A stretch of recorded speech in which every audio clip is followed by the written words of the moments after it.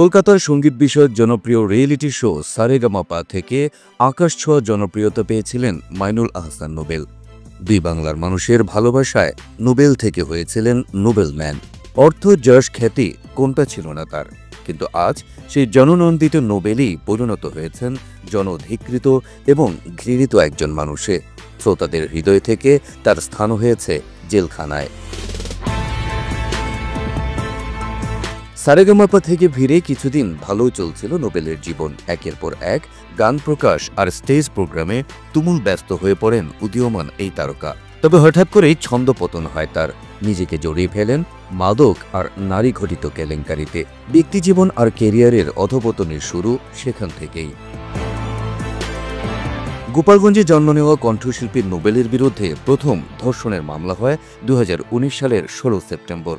চট্টগ্রামের এক তরুণী পাঁচলাইশ থানায় তার বিরুদ্ধে এই মামলা করেন। তারপর থেকে একের পর এক নানা অপকর্মে জড়ান নোবেল।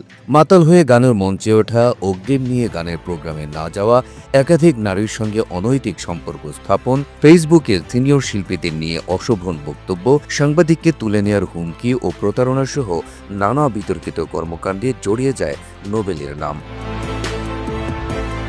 ধর্ষণের মামলায় তুমুল সমালোচনার মধ্যে 2019 সালের 15 নভেম্বর সালসাবিল মাহমুদকে ভালোবেসে বিয়ে করেন নোবেল। কিন্তু কিছুদিন যেতে না যেতেই দুজনের মধ্যে তৈরি হয় আস্থার সংকট। মাত্রাতিরিক্ত মাদক গ্রহণ, নিজেদের মধ্যে ঝগড়া বিবাদ, একে অন্যের বিরুদ্ধে প্রতারণার অভিযোগ, এসব নিয়ে প্রায়ই গণমাধ্যমের শিরোনাম হতেন নোবেল।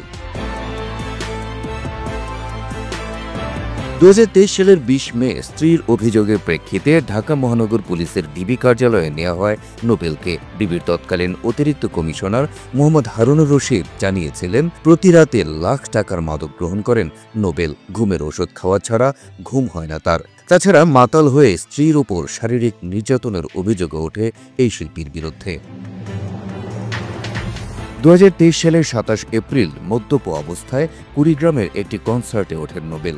দর্শক তার অসংলগ্ন কথাবার্তায় মদ্যপানের বিষয়টি বুঝতে পেরে তার দিকে পানির বোতল ও জুতা ছুড়ে মারেন। পরিস্থিতি বুঝে আয়োজকরা তাকে স্টেজ থেকে সরিয়ে নেন। তার কদিন পর স্ত্রী সালসাবিলের সঙ্গে আনুষ্ঠানিক বিচ্ছেদ হয় নোবেলের। অভিযোগ, স্ত্রী থাকতেও পরনারীতে আসক্ত ছিলেন এই শিল্পী। 2023 সালের 19 নভেম্বর ফেসবুকে এক নারীর সঙ্গে কিছু ঘনিষ্ঠ ছবি পোস্ট করে আবারও খবরের শিরোনাম হন নোবেল। পোস্টে ফারজানা আরশি নামের সেই মেয়েটিকে নিজের স্ত্রী বলে দাবি করেন তিনি। যদিও সপ্তাহখানেক পরই মাদক থেকে মুক্তি পেতে মাদকাসক্তি নিরাময় কেন্দ্রে ভর্তি হলে স্ত্রী দাবি করা সেই ফারজানা আরশি নোবেলকে ছেড়ে নিজ বাড়িতে চলে যান।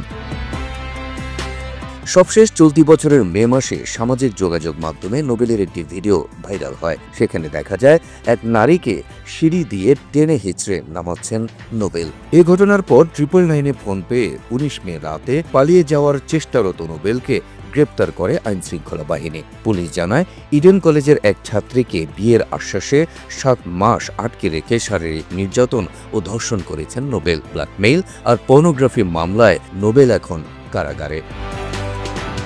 কথায় আছে, মানুষের ভালোবাসা অর্জন করা যতটা কঠিন, তার চেয়ে বেশি কঠিন সেই ভালোবাসা আর আস্থার জায়গায় নিজেকে আজীবন ধরে রাখা। এক্ষেত্রে পুরোপুরি ব্যর্থতার পরিচয় দিয়েছেন কণ্ঠশিল্পী নোবেল।